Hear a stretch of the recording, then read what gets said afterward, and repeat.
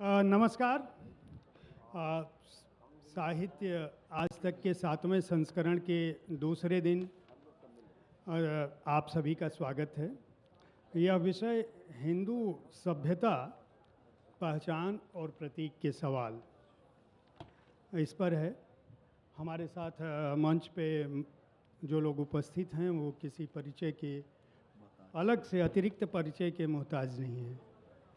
जिन पढ़ने लिखने वाले मैं समझता हूँ कि सभी लोगों को इन तीनों के बारे में पता होगा। जो लोग नहीं पढ़े हैं उनके लिए मुझे परिचय अलग से पढ़ने की कोई आवश्यकता नहीं है। अगर आप पढ़ते रहे हैं, पढ़ना चाहते हैं और किताबों से परिचित हैं और आपको इस बात की चिंता होती है कि यह जो हिंदू है, ये जो हिंदू सभ्यता है, वह दरअसल है क्या।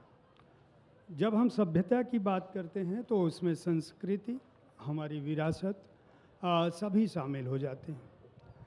एक अच्छी बात यह है कि अक्षय मुकुल, राहुल देव जी और पवन वर्मा जी, इन तीनों की चिंता का विषय यह रहा है या शोध का विषय रहा है। अक्षय मुकुल की अपनी पुस्तक में उन्होंने इस बात का एक लंबा खाचा खींचा है कि ये जो हम आज हिंदुत्व का उभार देख रहे हैं वह दरअसल कैसे और किस प्रक्रिया का हिस्सा था और उसके पीछे कितना बड़ा वक्त लगा या किस तरह से सांस्थानिक रूप स्तर पे उसको मदद पहुंचाएगी। पवन वर्मा जी इस बात को बार बार जूझते हैं और अपनी पुस्तकों से ये बताने की कोशिश करते हैं कि हमारा जो हिंदू सभ्यता है उसमें किस तरह से स्वीकार करने की अपनी क्षमताएं हैं, किस तरह से उस सभी को अंगीकार करने का भाव है और किस तरह से वह दुनिया की दूसरी सभ्यताओं की सहचर के रूप में, उनके अग्रज के रूप में, उनके पूर्वज के रूप में विकसित हुई, पली बढ़ी। राहुल देव जी भी लगातार भाषा के अतिरिक्त अगर कोई विषय उनको प्रिय है वैचारिकी के स्तर पर, तो यह वो बिंदु है जहाँ वो बार बार आते हैं और इस बात को रखने का प्रयास करते हैं कि हम जिसे आज हिंदुत्व के रूप में जानते हैं वह दरअसल था क्या। मैं शुरुआत करूंगा, पहले पवन जी से पूछता हूं, अपने सीधे मेरे बगल में हैं। चूँकि आपकी एक किताब भी अभी आई है जो ये बताती है कि महान हिंदू सभ्यता। तो ये जो महान हिंदू सभ्यता है, ये पहचान और प्रतीक का प्रश्न इसके सामने उठा क्यों? मेरे समझ में वो इसलिए उठा क्योंकि ये जो हमारे इतिहास का दौर था, लगभग मैं समझता हूँ 5000 साल तक, उसमें जो एक मौलिक सोच थी, the power of original thought था, जो एक दार्शनिक उत्कृष्टता थी, जो एक सामाजिक अध्ययन था और जो कई क्षेत्रों में उपलब्धियां थी, खामियां भी थी, उस पर उचित तौर पर अध्ययन नहीं हुआ है। आज के संदर्भ में अगर कोशिश भी की जाए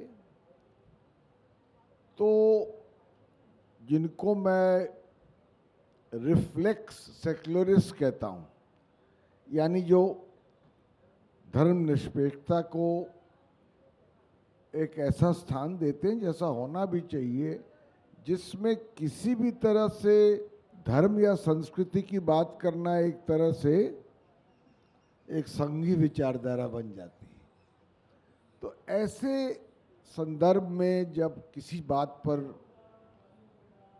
कोई ये कहता है कि भाई हिंदू सभ्यता की अपनी अभूतपूर्व उपलब्धियां हैं और उन पर भी गौर करें, तो शायद हम ये भी समझ सकें कि जो आज कटुताएं हैं उनकी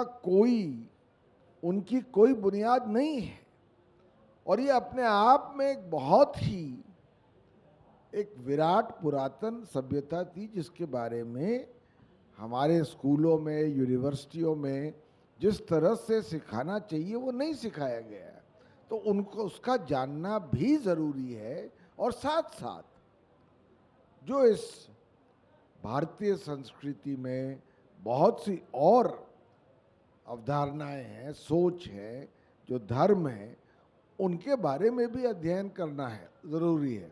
तो इस बात को लेकर के मैंने महान हिंदू सभ्यता लिखी थी, ये सिद्ध करने के लिए नहीं कि इससे बड़ी कोई सभ्यता है ही नहीं या यही एक हमारी पहचान और प्रतीक है, पर इसलिए क्योंकि हम जो हिंदू हैं भी ये नहीं जानते हैं कि इस सभ्यता में असलियत क्या थी, उसकी गौरवान्वित करने वाली कौन सी बातें थी, जिनका समझना ज़रूरी है। और जब हम ये अध्ययन करते हैं तब हम समझते हैं कि हिंदू संस्कृति में प्रतीक और पहचान की कितनी एक विराट परिभाषा है, जो कि एक खुली सोच की एक मैं समझता हूँ पहचान है। तो इसलिए मैंने इस पुस्तक पर अध्ययन किया। मैंने और पुस्तकें लिखी हैं, आदि शंकराचार्य पे, रामायण पे, कृष्ण पे। तो ये तो कारण था। आगे जब हमारा संवाद चलेगा तो मैं उस पर और गहराई में बात करूंगा। जी। अच्छा, मैं अक्षय मुकुल जी, सवाल ये मेरा है आपसे, राहुल देव जी को मैं चाहूँगा, मैं अपना काम उनसे कराना चाहता हूँ, इसलिए वो बीच में आप दोनों के बिंदुओं को, आपकी पुस्तक यह बताती है कि एक प्रयास, गीता प्रेस पर जो आपकी किताब आई थी, आपकी दोनों पुस्तकें दरअसल अज्ञे पे जो आपने पुस्तक लिखी उसमें भी मुझे कहीं न कहीं लगता है कि आपको इस बात का क्षोभ है या इस बात की जिज्ञासा है कि हमारे समाज ने साहित्य के क्षेत्र में अज्ञेय को और आज जो हम हिंदुत्व देख रहे हैं उसका जो उत्कर्ष है, उसके लिए एक लंबा 100 सालों का एक संस्थानिक प्रयास हुआ है। कैसे हुआ, किस रूप में हुआ, जो लोग आपकी पुस्तक पढ़ेंगे वह जानेंगे। पवन जी ने जो कहा कि ये बात बताने की आवश्यकता है, इसलिए नहीं कि हम सबसे महान हैं, बल्कि इसलिए कि इनके पहचान और प्रतीक जो विरासत में थे, जो अतीत में थे, जिसका गौरवशाली इतिहास है, हम या तो अतीत में हैं या तो हम वर्तमान में हैं, या तो हम गौरव के भाव से भरे हुए हैं या फिर हम जो है बहुत ज़्यादा उग्र होते जा रहे हैं, उत्तेजना का शिकार हैं। इन दोनों के बीच कोई बिंदु ऐसा है, एक मेरा सवाल है। और दूसरा, जो अगर गीता प्रेस ने इस बात का प्रयास किया या उनके प्रकाशनों ने इस बात का प्रयास किया कि घर घर पहुंचाई जाए, जिस की बात कह रहे हैं पवन वर्मा जी, कि आपको जानना चाहिए, आप हिंदू हो तो आपको मालूम होना चाहिए आपके संस्कार क्या हैं। हिंदू ही नहीं, किसी भी भाषा को, किसी भी धर्म को, जिस भी मजहब को आप स्वीकारते हो, जिस भी मजहब के हो, आप उसकी बुनियाद के बारे में जानें। सवाल ये है कि फिर उसमें गलत क्या है? धन्यवाद। गलत तो कहीं कुछ नहीं है, क्योंकि जो गीता प्रेस है वो उसका एक संदर्भ है। वो 20वीं सदी के पहले 25 वर्षों में गीता प्रेस आती है, और वो जिसको आप अंग्रेजी में कहेंगे वो एक फेज़ है कॉम्पिटिटिव कम्युनलिज्म का, उससे उभर कर आती है वो। दूसरा जो सबसे बड़ा मुद्दा है, और क्योंकि ये मारवाड़ियों ने शुरू की थी, तो एक मारवाड़ी समाज के अंदर एक बहुत ज़्यादा जिसको कहें उथल पुथल मची हुई थी कि हमने अपनी एक जिसको कहें कि बिजनेस में स्टैंडिंग बना ली है, सब कुछ बना लिया, लेकिन हमें समाज में, इसको कहते हैं सोशल कैपिटल या कल्चरल कैपिटल नहीं है हमारा। और जो जयदयाल गोविंदका लिखते हैं गीता प्रेस के उसी 1923-24 में उनका एक ऐसे है जो कहते हैं कि लोग हमें अब भारत का यहूदी कहने लग गए। और ये जयदयाल गोविंदका है जो कि गीता प्रेस को स्टार्ट करने वाले जो मेन जो प्रणेता यही थे, और पोदार साहब तो पब्लिक फेस थे और संपादक थे कल्याण के। तो उस संदर्भ में, क्योंकि मारवाड़ियों में एक ये बहुत ज़बरदस्त ये था कि हम पैसे की वजह से हम कहीं ना कहीं भटक गए हैं। नया समाज, हमारी नई पीढ़ी जो है वो मदिरापान कर रही है, वो विदेश में जाने का मुद्दा, दुनिया भर की चीज़ें समाज के अंदर, तो उससे दो स्ट्रीम निकल कर आती। एक है जमनालाल बजाज की तरह के मारवाड़ी हैं, जीडी बिरला, जो कह रहे हैं सुधार, जो गांधीवादी हैं, और एक ये है जो कहते हैं कि हमें वापस फिर सनातन धर्म की ओर जाना है। इसका सॉल्यूशन तभी निकलेगा जब हम वापस सनातन धर्म की तरफ जाएं, और ये सनातनी धर्म ही हमें इस चीज़ से उबारेगा। और वो कहते हैं कि जो सनातन धर्म का जो हमारा फेज़ था वो बहुत बढ़िया था, जो कि इंटरप्ट हुआ मुस्लिम आक्रमण से और बाद में क्रिश्चियन और ब्रिटिश के आने से, तो हमें उसमें जाना। तो वो उस वैरायटी, उस सनातन धर्म के वेरिएंट जो एक वो पूरा हिंदू, आप उसको नहीं कहें सनातन, जो एक सोच है वो एक सोच है और काफ़ी बृहद सोच है, तो उसको वापस लाने की का ये प्रयास था। तो उसी स्ट्रीम को लेकर वो आगे बढ़ते हैं। लेकिन वो इस बात से भी उनको, जो बहुत कमाल की चीज़ थी, कि वो ये भी कहते हैं कि हिंदू धर्म का जो सबसे बड़ा, जो हमारे खिलाफ जो चीज़ें जाती है, कि हम एक भाषा में बात नहीं करते, संघ बल की ज़रूरत है। वो जो पहला संपादक के लिखते हैं 1926 में, उसमें कहते हैं संघ बल की ज़रूरत है। और वो कहते हैं कि आप बाकी धर्मों को देखें, वो एक भाषा में बात करते हैं। इसीलिए कल्याण और गीता प्रेस, अब करीब 100 साल हो गए, कल्याण को हो जाएंगे 100 साल अगर 2026 में, उन्होंने आज तक हिंदू धर्म के बाकी जो, क्योंकि हिंदू धर्म विशाल है, तरह तरह की उसमें सोच है, फिलॉसफी है, जो पवन जी कह रहे थे, उसमें उन्होंने कभी एक दूसरे को अटैक नहीं किया। जो उन्होंने कहा शुरू में संघ बल की बात की, हमें एक भाषा में बात करनी चाहिए। और कल्याण और गीता प्रेस, जिसको कहते हैं ना कि हिंदू धर्म का सोल स्पोक्स पर्सन, क्योंकि बहुत सारे जो, जैसे उनका हिंदू महासभा से बहुत चीज़ों में उनके मेल नहीं खाते थे, जैसे मंदिर प्रवेश या अच्युतोद्धार, इन सब चीज़ों पे, लेकिन उन पे कभी अटैक नहीं किया उन्होंने दूसरे स्ट्रीम के लोगों को। तो ये उनकी एक खासियत थी, और वो अभी तक चल रही है उसी ढर्रे पे। मैं राहुल देव जी से चाहूँगा, क्योंकि ये दो बिंदु हैं जिन पे मत आए हैं, मैं चाहूँगा कि आप इन पर मत रखें, क्योंकि आपसे अलग से मैं पहचान और प्रतीक के जो सवाल हैं उन पर बाद में आऊँगा। सबसे पहले मैं चाहूँगा कि जो मूल विषय हमारा जो पहला है, हिंदू सभ्यता की जब हम बात करते हैं, ये दरअसल इसको लेकर बहुत सारी विशेषकर हमारी जो युवा पीढ़ी है, वह पहचान से जब मैं बात करता हूँ तो मुझे लगता है कि हमारे यहाँ महात्मा बुद्ध भी थे, महात्मा गांधी भी थे, हमारे यहाँ चारवाक भी थे, और तंत्र मंत्र से लेकर जितनी भी परंपराएं हैं, हर तरह के सोच को, हर तरह के विचार को एक महत्वपूर्ण स्थान प्राप्त था। अन्यथा हम कह सकते हैं कि केवल तलवार के दम पर दूसरे धर्मों का प्रादुर्भाव भारत में कम से कम नहीं हुआ है। यहाँ विचार के स्तर पर आज भी दूसरे जो धर्म हैं वह इसलिए नहीं स्थापित हो पाए उस रूप में कि वो हमारे विचार को, वैचारिक स्तर पर हिंदुत्व को पराजित नहीं कर पाए, हिंदू मानस को पराजित नहीं कर पाए। वो हिंदू मानस जो सनातन है, जिसकी तरफ एक अक्षय मुकुल जी ने या पवन वर्मा जी ने अपनी किताब में बार बार इस बात का उल्लेख किया है। मैं चाहता हूं कि आप इस पर अपना मत बताएं कि ये आवश्यकता 2024 में क्यों दिखती है हमें, या पिछले 10 सालों में, या पिछले 20 सालों में, या पिछले 50 सालों में, या 100 सालों में ही, अगर मैं मान लूं कि गीता प्रेस या उसके पहले जिनकी बात करिए कर रहे हैं, अक्षय मुकुल जी का कहना है कि दो विचार थे, एक तरफ गांधीवादी सोच थी और दूसरी तरफ ऐसा समूह था जो चाहता था कि हम अपने अतीत की ओर जाएं, अपनी विरासत की ओर जाएं, अपनी संस्कृति की ओर जाएं। इनकी आवश्यकता क्यों पड़ी? अगर हम इतने ही महान लोग थे तो यह संस्था बनाने की आवश्यकता क्यों आ गई? हम खतरे में क्यों महसूस करने लगे खतरा, और हम आज भी अपने को क्यों महसूस करते हैं कि हम खतरे में हैं?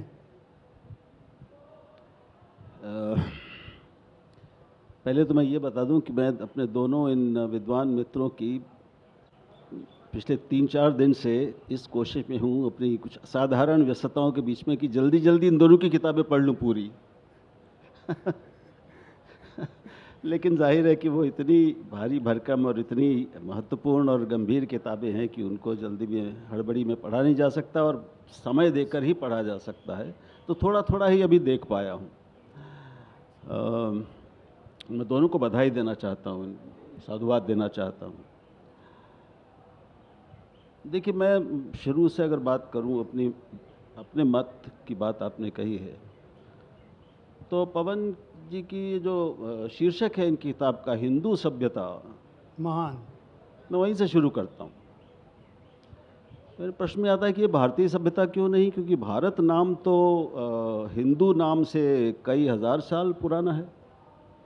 हमारा मूल नाम तो भारत है, और भारत में जो कुछ भी है और जो भी भारत में रहने वाले थे, भारत के लोगों ने अपने इतने हजार साल के अतीत में जो कुछ बनाया, हासिल किया, रचा, वो सब भारतीय है। हिंदू शब्द का प्रयोग ही बहुत बाद में आया है। बहुत अंत के कुछ जो पुराण हैं 9वीं 10वीं शताब्दी में लिखे गए, वहाँ पर हमें हिंदू शब्द मिलता है। उससे पहले कहीं किसी हमारे बड़े प्रतिष्ठित शास्त्रों में, प्राचीन शास्त्रों में ये हिंदू शब्द ही नहीं है। भारत है, महाभारत से लेकर बहुत सारे पुराणों में भी है, उपनिषदों में तो शायद नहीं दिखेगा। तो जो भारत और भारतीय है, उसको हिंदू नाम से अलग नाम कहने की ज़रूरत क्या है? और आज हम जिसे हिंदू कहते हैं वो मूलतः तो एक भौगोलिक संज्ञा है, वो किसी धर्म की संज्ञा नहीं थी। जब उसका प्रयोग शुरू हुआ तो वो एक सिंधु से ही हिंदू बना, सिंधु से ही हिंद बना, सिंधु से ही इंडिया बना, इंडिका होते हुए, और उसी से हिंदी बनी। तो इन सब का मूल, हिंदू का मूल भी सिंधु है, सिंधु नदी। तो उसके इधर रहने वाले वो सिंधु यानी वो हिंदू हो गए। तो ये एक सामूहिक समूहवाचक संज्ञा है और थी। आज जिसे हम हिंदू धर्म कहते हैं या हम हिंदू सभ्यता कह लें, मेरे दृष्टि में वो धर्म कैसे कहूँ, मेरे लिए ज़रा समस्या होती है उसमें, क्योंकि धर्म के भी मैं शास्त्रीय अर्थों में जाऊँगा। धर्म शब्द का प्रयोग भी हमारे यहाँ शास्त्रों में जिस रूप में मिलता है वो अलग है, उस रूप में नहीं है जैसे हम हिंदू धर्म बोलते हैं। इस रूप में कहीं शास्त्रों में नहीं मिलता। तो आज जिसे हम हिंदू धर्म कहते हैं वो कई विचारों, धर्मों, आचार पद्धतियों, उपासना पद्धतियों, विचार पद्धतियों, दर्शनों का एक समुच्चय है। मैं कहूँगा कि वो दार्शनिक और धार्मिक विचारों का एक संयुक्त राष्ट्र है, हिंदू शब्द जिसे आज हम कहते हैं, और हिंदू धर्म भी कह लें उसको। अब धर्म के नाम पर आपको शास्त्रों में कहीं पवन जी को मिला हो तो मैं नहीं जानता कि हिंदू धर्म, लेकिन कम से कम 10 श्लोक आपको शास्त्रों में, महाभारत में मिल जाएंगे जहाँ पर आता है बार बार एष धर्मः सनातनः, यह सनातन धर्म है। अब मैं उदाहरण दे सकता हूँ, वो श्लोक पढ़ के सुना सकता हूँ, लेकिन उसमें समय जाएगा जी। लेकिन जैसे एक श्लोक संस्कृत का है, वो हम सब ने पढ़ा होगा, बचपन से पढ़ाया जाता था। सत्यम ब्रूयात प्रियम ब्रूयात न ब्रूयात सत्यम अप्रियम, प्रियम च नानृतम ब्रूयात एष धर्मः सनातनः। ये मनुस्मृति का है। तो मैं समझता हूँ कि धर्म जो है हमारे भारतीय चिंतन में, वो उन उदात्ततम, उच्चतम, श्रेष्ठतम मानवीय मूल्यों का एक समुच्चय है। उनका नाम है जो अपने आप में सार्वभौमिक हैं और सार्वकालिक हैं। सनातन शब्द, इसको लेकर भी बहुत भ्रम है, इसका घोर दुरुपयोग हो रहा है। सनातन धर्म किस रूप में आया है उसका एक उदाहरण मैंने दिया, मैं आपको भी 5 और दे सकता हूँ जिसमें बार बार आ रहा है एष धर्मः सनातनः, ये सनातन धर्म है। वो कौन से, कहाँ पे यहाँ आ रहा है? सत्य, अहिंसा, अस्तेय, शांति, धृति, क्षमा, करुणा, ये सनातन धर्म है, ये तथाकथित हिंदू दर्शन के अनुसार। और क्या ये आप अगर 10 कमांडमेंट्स पढ़ेंगे तो वहाँ भी आपको यही उपदेश मिलेंगे। ये नैतिक उपदेश हैं जो हमें हर धार्मिक परंपरा में मिलते हैं। आप इस्लाम कुरान पढ़ेंगे, वहाँ भी झूठ मत बोलो, सच बोलो, ईमानदारी बेईमानी ना करो, ये सारी चीज़ें मिलती हैं। तो जो सनातन है वो तो अपनी परिभाषा से, सनातन कौन है? जो अक्षय है, जो अव्यय है, जो अविनाशी है, जो सार्वकालिक है और सार्वभौमिक है। सनातन केवल भारत का कैसे हो सकता है? जी ठीक। सत्यवादिता ये केवल भारत का तो गुण नहीं हो सकता, न धर्म हो सकता है। इसलिए इन तीन शब्दों को बहुत ध्यान से समझना ज़रूरी है। लेकिन हमारी जो पूरी परंपरा है वो इतनी लंबी और इतनी विकेंद्रित है, बहुकेंद्रिक है, कि उसको एक नाम देने की समस्या हमेशा से रही है लोगों के सामने। और इसलिए उन्होंने एक हिंदू एक नाम उसके लिए खोज लिया। अब सनातन धर्म भी चलने लगा है, हिंदू धर्म। अब सनातनी ये शब्द भी इसका प्रयोग कब शुरू हुआ? जब आर्य समाजियों और दूसरे जो परंपरावादी हिंदू थे उनके बीच में लड़ाइयाँ शुरू हुई, तो ये अपने को सनातनी हिंदू कहने लगे, आर्य समाजी वैदिक वो थे। मुझसे पूछेंगे तो मैं अंतिम बात कह रहा हूँ कि अंतिम मेरे हिसाब से तो सबसे अच्छा शब्द अगर हमें अपनी पूरी परंपरा को लेकर कोई देना है वो है वैदिक धर्म, कह सकते हैं, वैदिक संस्कृति। क्योंकि हमारे सारे धार्मिक और तथाकथित धार्मिक आध्यात्मिक जो हमारे अलग अलग मत हैं, मार्ग हैं, वो सब अंततः और प्रथमतः वेदों से निकले हुए हैं, उसकी शाखाएं प्रशाखाएं हैं। बाकी ये और वेद ऐसे हैं जो केवल भारत में हुए और कहीं नहीं हुए।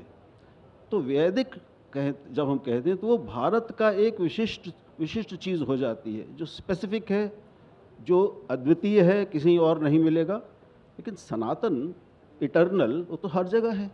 पवन जी, चूँकि आपका उल्लेख दोनों ही जगहों से हुआ है, मैं भी चाहूँगा कि आप उत्तर दें।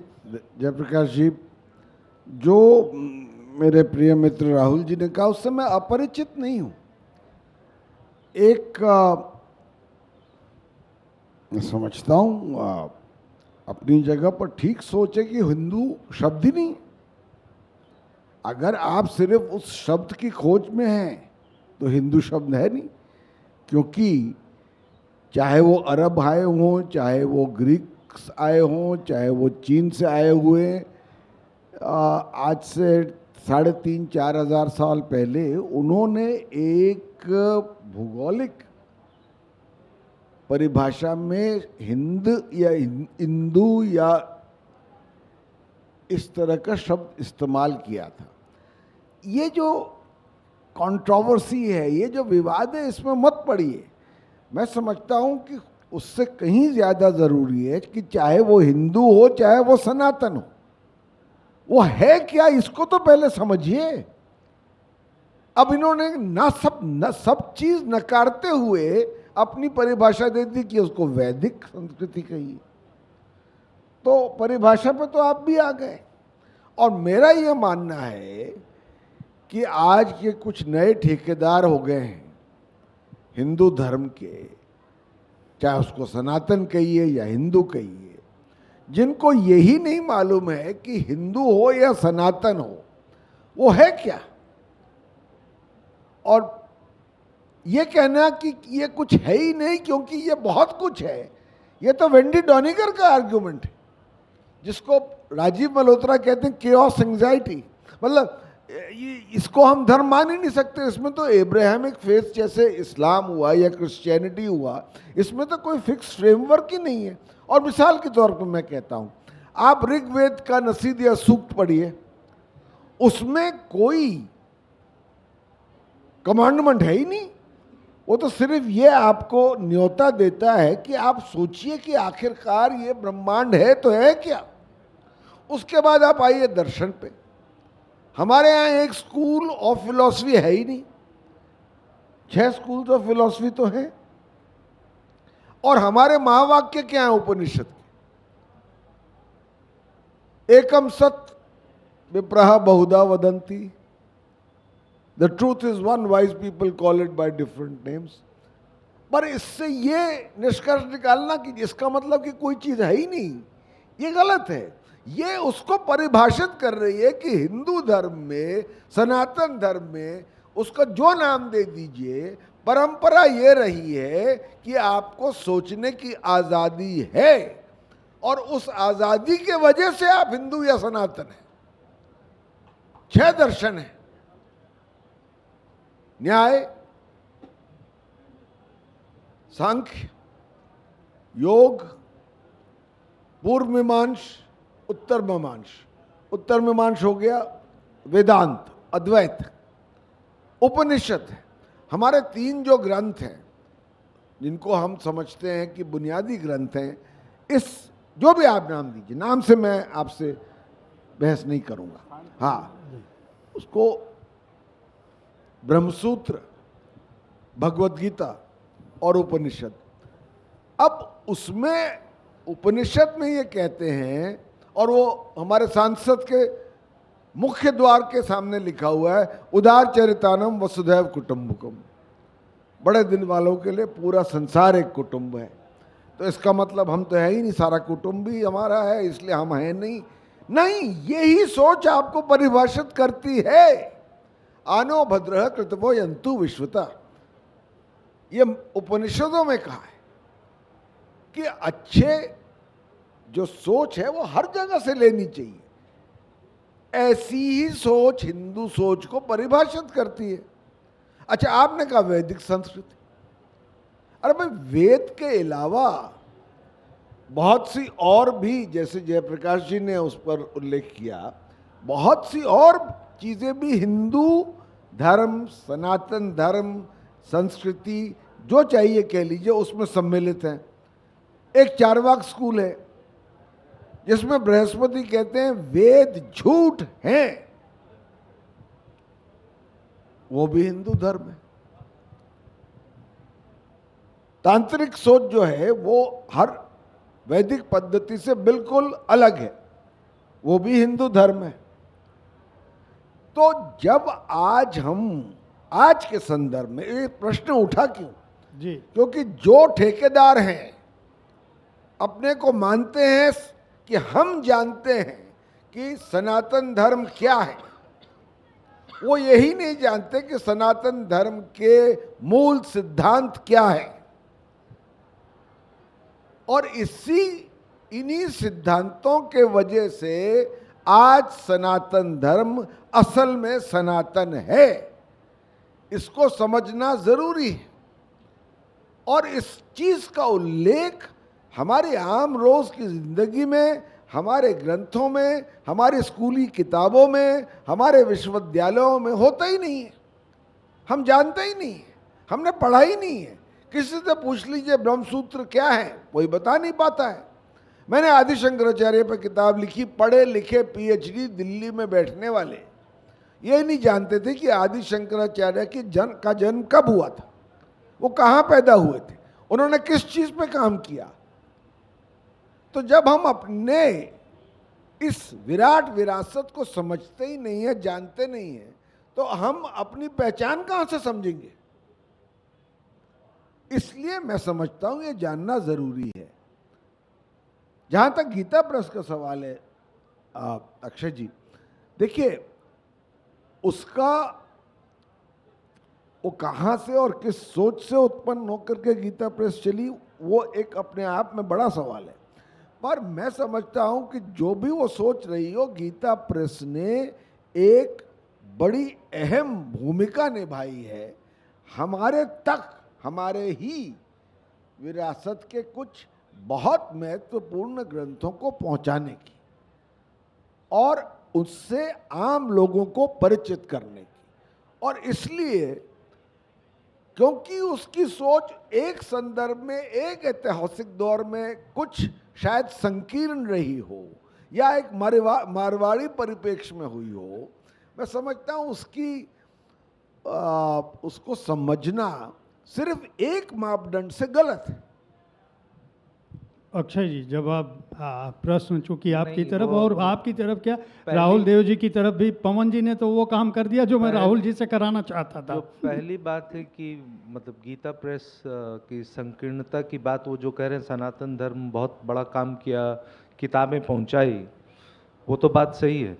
उससे पहले बहुत लोग आए, बहुत जो पूरा जो एक प्रेस का रिवॉल्यूशन का पीरियड है, टेक्नोलॉजी का 20वीं सदी के शुरुआत में बहुत लोगों ने कोशिश की। उससे पहले भी पहले साल इनफैक्ट कल्याण छपती थी बम्बई से, वेंकटेश्वर प्रेस से। वो भी एक बहुत बड़े मारवाड़ी व्यवसायी थे और उन्होंने उनको कर, लेकिन उन्होंने गीता, रामायण, कल्याण, तरह तरह के शास्त्र, इवन बहुत कम लोगों को पता, उन्होंने एक महाभारत करके भी एक पत्रिका निकाली थी। और वो कमाल की, माने गीता प्रेस के बड़े कंट्रीब्यूशन में से वो है, क्योंकि उस ज़माने में भंडारकर ओरिएंटल रिसर्च इंस्टीट्यूट और दुनिया भर के विद्वानों को मिलाकर उन्होंने, क्योंकि महाभारत बहुत मुश्किल था उसका ट्रांसलेशन, उसका एक कंसेंसस वर्जन निकालना, ये सब ठीक है, लेकिन वो गीता प्रेस धर्म ग्रंथ पहुंचा तो रही है लोगों को, लेकिन मंदिर प्रवेश के खिलाफ है, मंदिर प्रवेश के जबरदस्त खिलाफ है। आप 1930 के दशक में देखें, गांधी और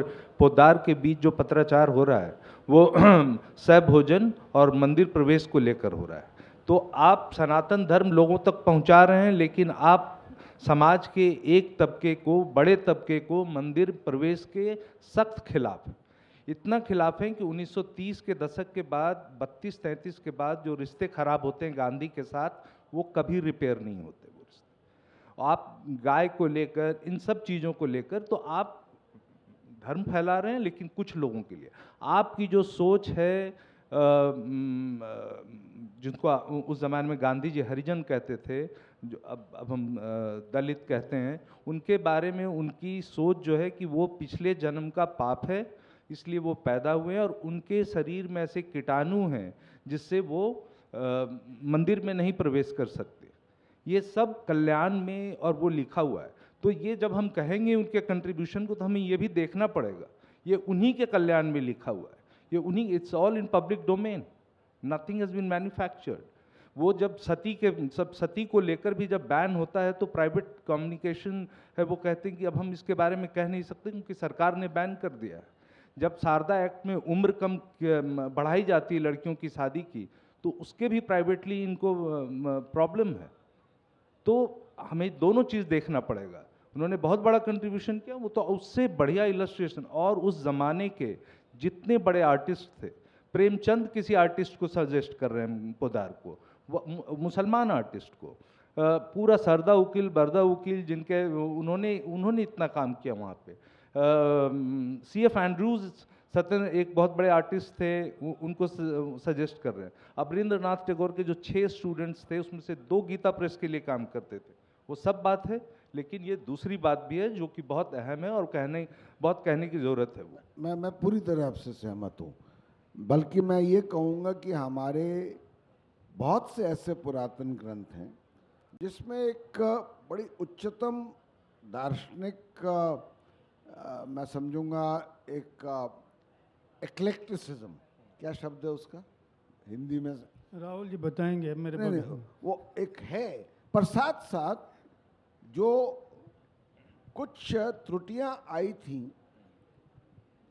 हिंदू सभ्यता में या सनातन सभ्यता में, खास तौर से मनुस्मृति के दौर में, उनको वो पुष्टि देती हैं या उनके समर्थन में तर्क पेश करती हैं। वो गलत है। वो सभ्यता, एक चीज जो सबसे अच्छी है, मैं समझता हूँ इस संदर्भ में, अगर मुझे 1 मिनट के लिए इजाजत दे, कि ऐसा नहीं है कि सनातन धर्म में कोई गलत बातें हैं ही नहीं, हैं, पर सनातन धर्म की एक विशेषता ये है कि वो एक संवाद है। उपनिषद एक संवाद था, भगवत गीता एक संवाद है। ब्रह्म सूत्र में भी अपनी बात रखने के बाद जो उसका विरोध कर रहा है उस बात का, वो बात भी रखी जाती है।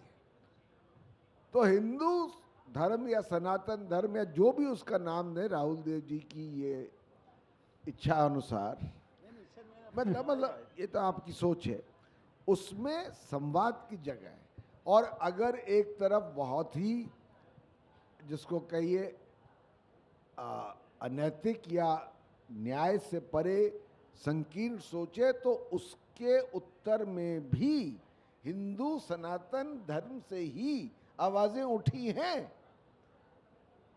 तो इसलिए मेरा अपना मानना ये है कि गीता प्रेस का एक योगदान था, और ख़ास तौर से अंग्रेजी दौर में जब पूरे सनातन धर्म की कुछ बहुत धर्म से अलग जुड़ी विशेषताओं को, अलग विशेषताओं पर भी एक हीनता का भाव भारतीयों में खुद पैदा किया गया था।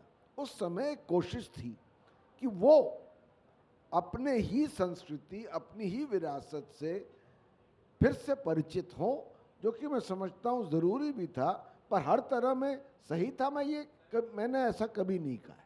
जी राहुल जी। हाँ, मैं गीता प्रेस की बात करना भूल गया।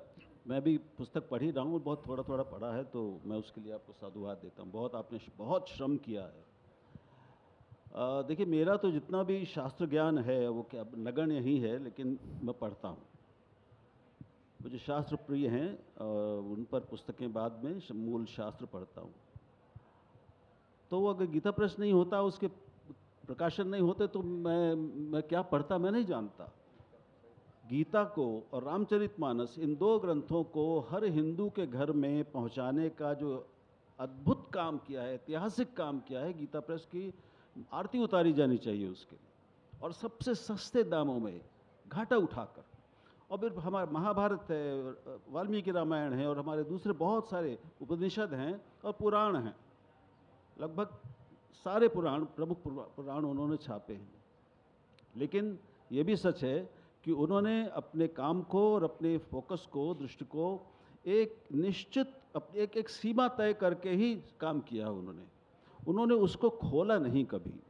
यानी जो पौराणिक संदर्भ, पौराणिक व्याख्याएं, पौराणिक समय की नैतिकता, उस समय की नैतिकताएं, मैं कहूँगा कि सामाजिक और हर तरह की नैतिकताएं, चाहे वो स्त्री का समाज में स्थान हो, चाहे वो असवर्णों का समाज में स्थान हो, जैसा कि पवन जी ने कहा कि जो हमारे यहाँ बुराइयां आ गई थी, कमियां आ गई थी, उनको दूर करने की कोई कोशिश न करना हो, किसी भी तरह के सुधार की, वो सुधार भी उन्होंने किए, लेकिन वो बहुत सीमित एक निश्चित संदर्भ में कि हमें ये हमारी परंपरा है, ये शास्त्र कहता है, हमें इससे बाहर नहीं जाना है, इस पर सवाल नहीं करने।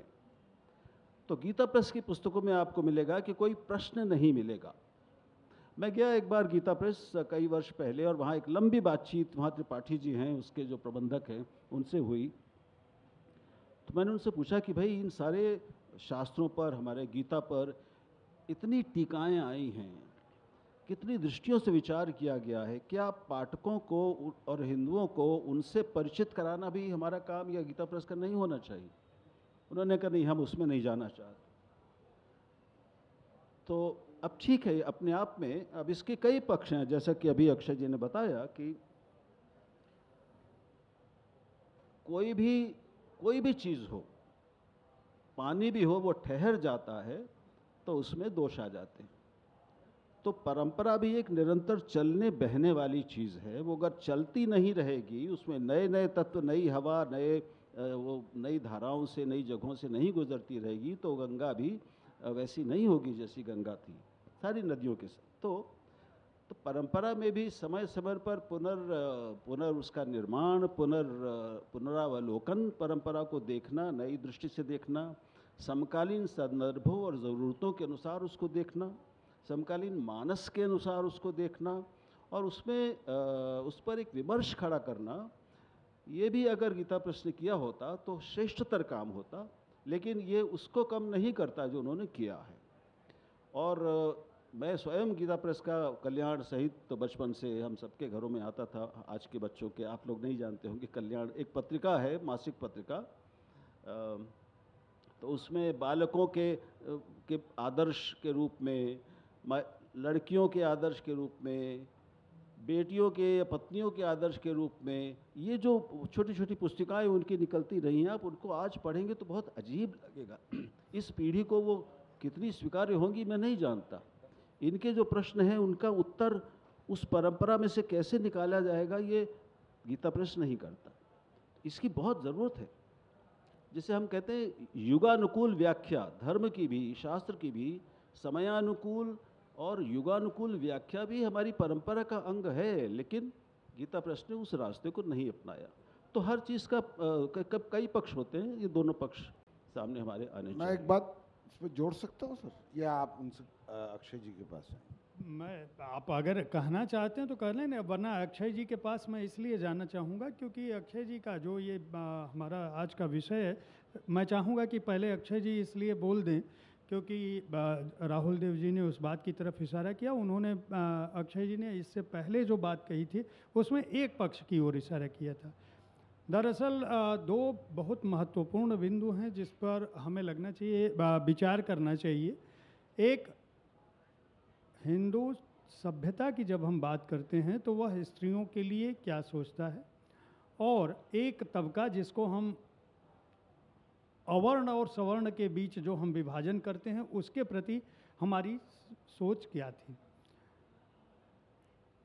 आपका कहना यह है कि अक्षय मुकुल ने अपनी किताब में जो लिखा है, मैं चाहूँगा किताब के साथ साथ जो आपने वो पूरे 100 सालों के इतिहास में जिसको आप कह रहे हैं कि ये एक प्रयास करके एक स्थिति बनाई गई, उस स्थिति का नतीजा क्या है। एक तरफ आरक्षण है, महात्मा गांधी की सोच है जिसमें संवैधानिक समानता की बात है, जिसका कुछ असर हमें दिखता है। मैं ये नहीं कह सकता आप एकांगी सोच होगी हमारी, हम ये कहें कि कोई बदलाव ही नहीं हुआ समाज में।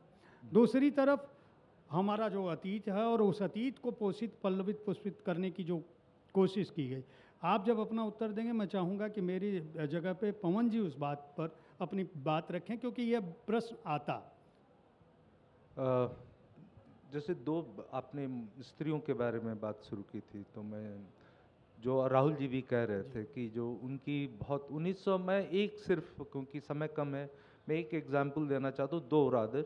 एक 1926 में गीता प्रेस ने स्त्री धर्म प्रश्नोत्तरी छापा था, जो आज के जितने राइटर्स हैं यहाँ पे सबने किताबें लिखी हुई है, यहाँ पे साहित्य का मामला है, मुझे नहीं लगता है सब राइटर्स को मिला भी दें तो उनकी पुस्तक उतनी बिकी होगी जितनी सिर्फ स्त्री धर्म प्रश्नोत्तरी 1926 से अब तक बिकी और अभी भी बिक रही है।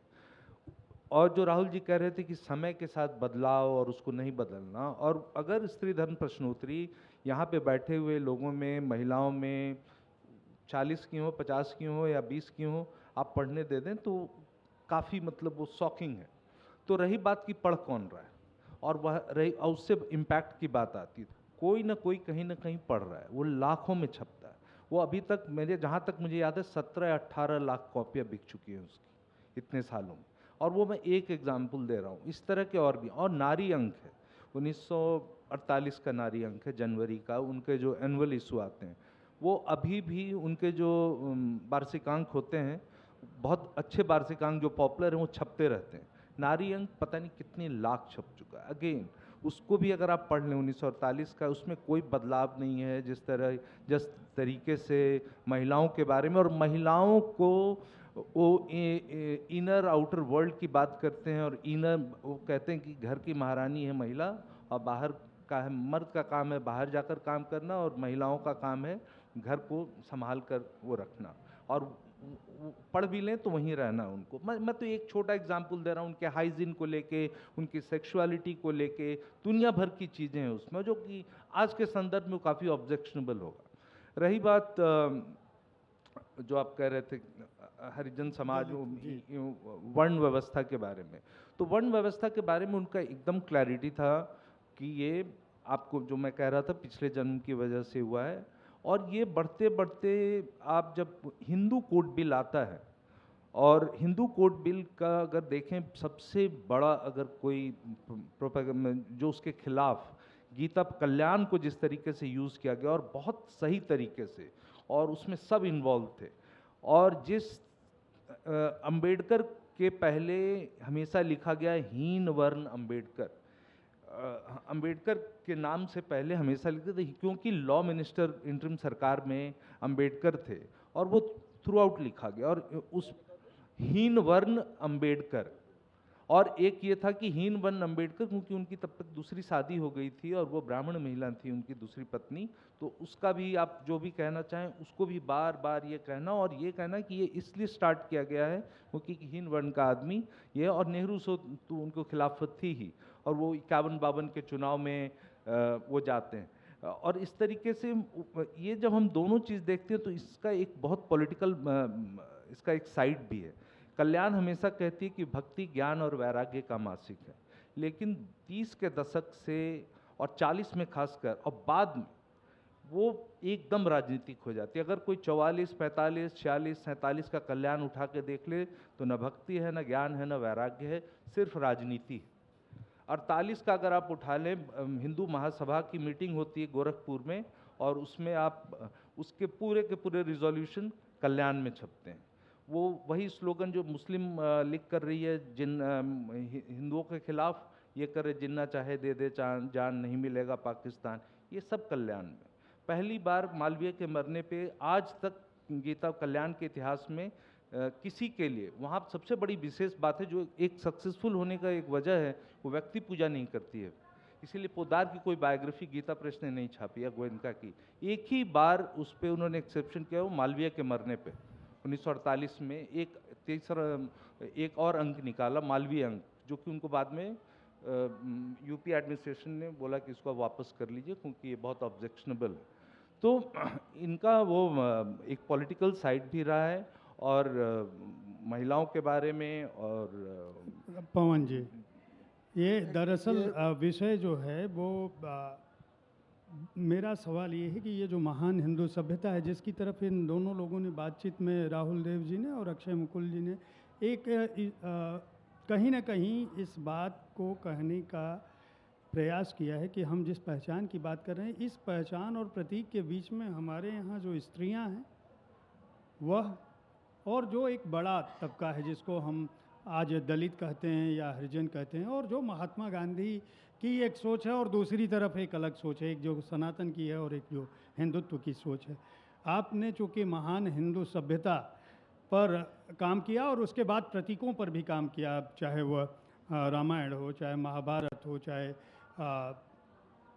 शंकराचार्य जी पर बात हो, आदि शंकर पर बात हो, उन पर भी आपने आपकी पुस्तक रही और चर्चित रही है सारी पुस्तकें। मुझे लगता है कि आप इस विषय पर एक तरह से मैं कंक्लूडिंग रिमार्क जैसा कुछ चाहूँगा कि ये एक विषय आता है, इनमें हम अगर आज के संदर्भ में सोचें 2024 में, तो आज हमारा दलित, आज हमारी स्त्रियां इस महान हिंदू सभ्यता में कहाँ खड़ी हैं और उनके लिए क्या कुछ किया जा रहा है? अच्छा सवाल है। मुझे लगता है कुछ गीता प्रेस पे अधिक ध्यान दे दिया गया, अधिक केंद्रित हो गया और उसी से सब कुछ परिभाषित होने लगा। ये मैं समझता हूँ अक्षय जी के जो काम है वो तो बहुत महत्वपूर्ण है, पर एक इसका वो ज़्यादा व्यापक संदर्भ है जो आपने विषय उठाया है।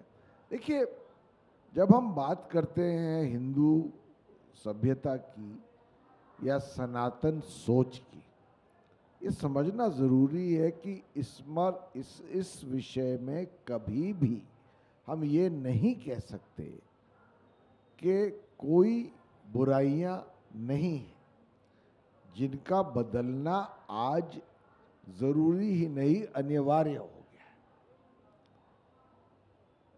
मेरा ये मानना है कि हमेशा से एक वर्ग ऐसा रहा है जो इस सनातन धर्म को उसी तरह से रखना चाहता है जो एक तरह से एक पुरुष प्रधान समाज में उनकी लिमिटेड सोच के अनुसार परिभाषित होना चाहिए, और एक सनातन धर्म है जो कि असल में है। वो सनातन धर्म, उसकी सोच में एक इनहेरेंट, जिसको कहते हैं एक बड़प्पन है सोच की, जिसमें बाद में बड़ी गंभीर त्रुटियां आईं और जिनके खिलाफ आज भी लड़ाई चल रही है। आखिरकार गांधी जी और अंबेडकर में दलितों को लेकर, दोनों ही दलित समाज के उत्थान के लिए लड़ रहे थे, पर उनमें भी किस हद तक जाना है उस पर विवाद था। लोग बात करते हैं आज वीर सावरकर की। वीर सावरकर के चंद पन्नों के लेख जिस पर वो हिंदुत्व की बात करते हैं या एक हिंदू भारत की बात करते हैं, उसको तो उठा करके आसमान तक कुछ लोग ले गए हैं, पर वीर सावरकर ने इससे कहीं अधिक लिखा है कि हिंदू समाज में परिवर्तन और बदलाव की जरूरत है अगर हम उसको सही मायने में उसी तरह का सनातन धर्म समझें। यानी कि सावरकर ने कहा है कि हिंदू समाज, हिंदू धर्म, हिंदू सभ्यता में 7 बेड़ियां हैं। उन बेड़ियों में है स्पर्श बंदी, उन बेड़ियों में है बेटी बंदी, उन बड़ी बेड़ियों में है रोटी बंदी, उन बेड़ियों में है व्यवसाय बंदी, जिस पर उन्होंने गहराई से लिखा है और कहा है। वो खुद नास्तिक थे, बल्कि मैं यहाँ चर्चा नहीं करना चाहता। जहाँ तक आजकल एक नया ये हो गया है कि सारा हिंदू समाज शाकाहारी है, उस पर जो वीर सावरकर कह चुके हैं उसको बहुत से लोग सुनना नहीं चाहते हैं अब, क्योंकि उनकी सोच में इन सब चीज़ों के अलावा जिसके लिए वो आज चर्चित है, उन्होंने हिंदू समाज में परिवर्तन की बात की थी और वो होना भी जरूरी है। पर अफसोस की बात है, और मैं बस इस बात से अपनी बात पर विराम दूंगा, अफसोस की बात है कि जिस तरह के हिंदुत्व के आज प्रवक्ता हो गए हैं, वो फिर से उसी सनातन धर्म की तरफ संकेत कर रहे हैं जिसमें कोई बदलाव की गुंजाइश नहीं है। यानी वो महिलाओं को पीड़ित करते हैं कि तुम ऐसे कपड़े क्यों पहनती हो, बाहर क्यों जाती हो, किस किस से मिलती हो, क्या पीती हो, क्या खाती हो।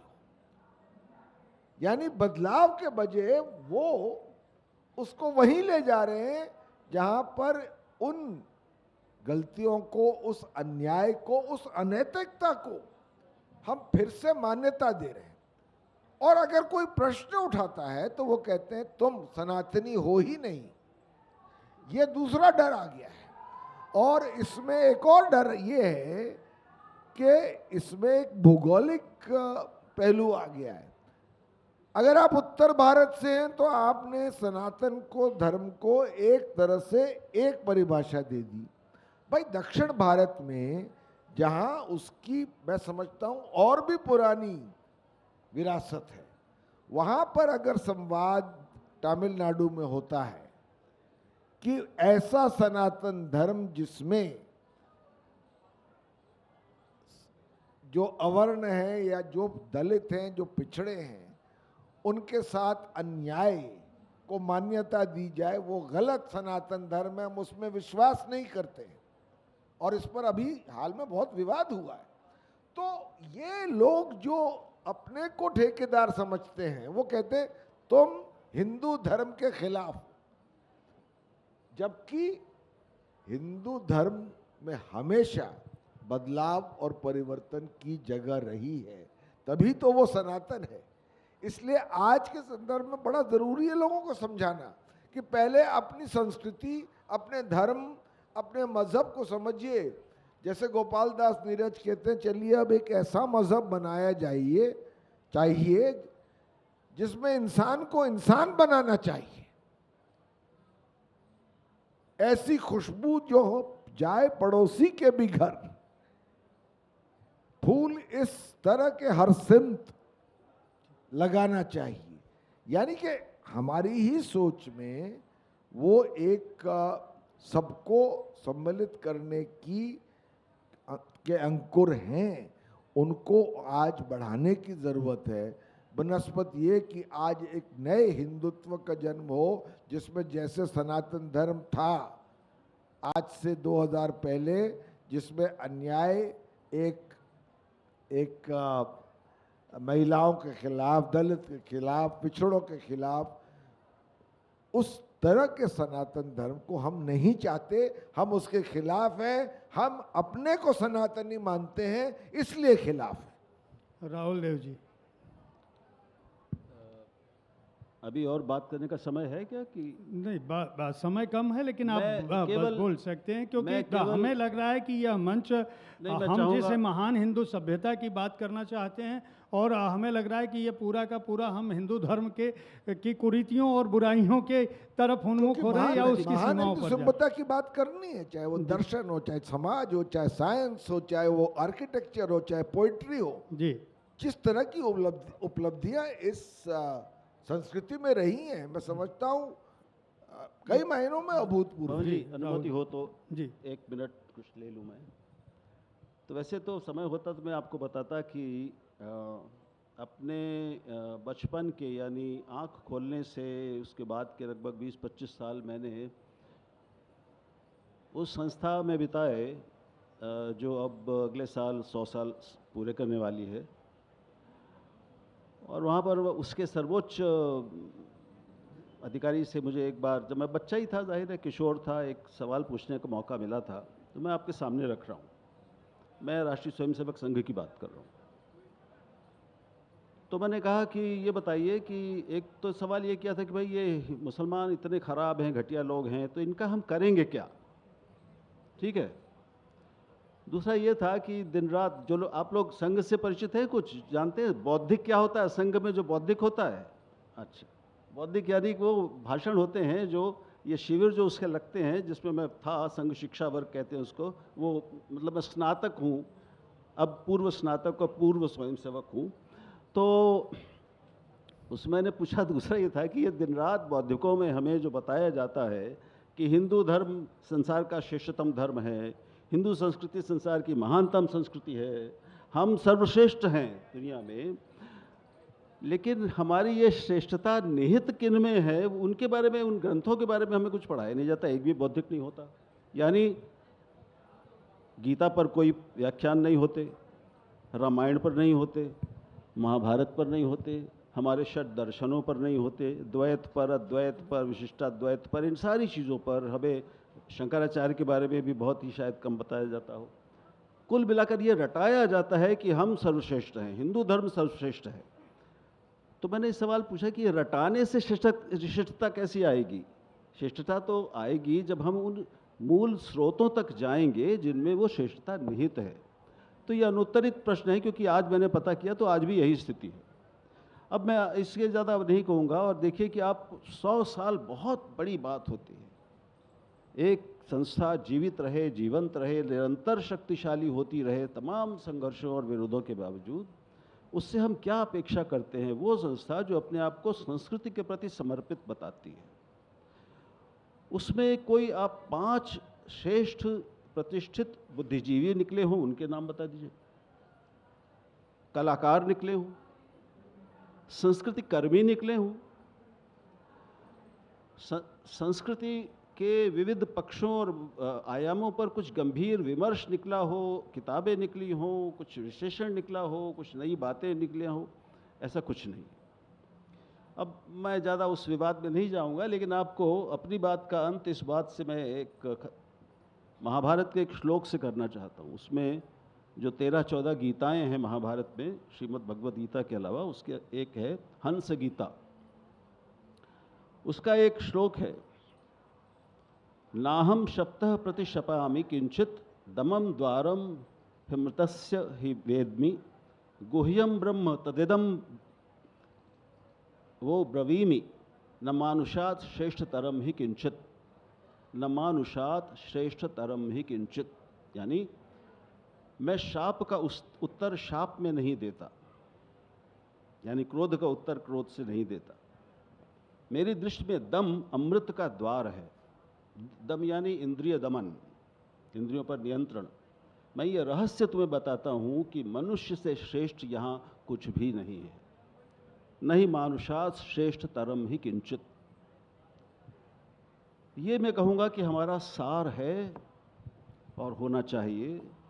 और कोई धर्म, कोई परंपरा, कोई शास्त्र मनुष्य से श्रेष्ठ नहीं है, ये ध्यान बहुत रखना चाहिए। आभार। मुझे लगता है कि हमारा समय टाइम्स अप लिखा है, हमारा समय नहीं, इस सत्र का समय पूरा हो चुका। और इस मंच पर मुझे लगता है कि शायद कुछ चर्चाएं ऐसी हुई, क्षमा करेंगे, हम प्रश्नों का समय नहीं है, हमारे दूसरे अतिथि यहाँ मौजूद हुए हैं, इसलिए बहुत बहुत आभार आपका। और मैं समझता हूँ कि शायद इस चर्चा से कोई नतीजा पहुँचा होगा। जो आप हिंदुत्व को जिस तरह से समझना चाहते हैं, जैसे ग्रहण करना चाहते हैं, यह आपके ऊपर है। और सनातन और वैदिक परंपरा, जितनी भी परंपराएं हैं हमारी, मैं मान्यताओं, परंपराओं और पंथ और संप्रदाय पर नहीं जाना चाहूँगा। जिस भी रूप में आप स्वीकार करते हैं, अगर मनुष्यता को स्वीकार कर सकें, अंगीकार कर सकें और मानवता का जो मूल स्वर होता है उसे पहचान सकें, तो यह बहुत बड़ी बात होगी और शायद हमारे इस कार्यक्रम की सफलता भी। आप सभी का आभार।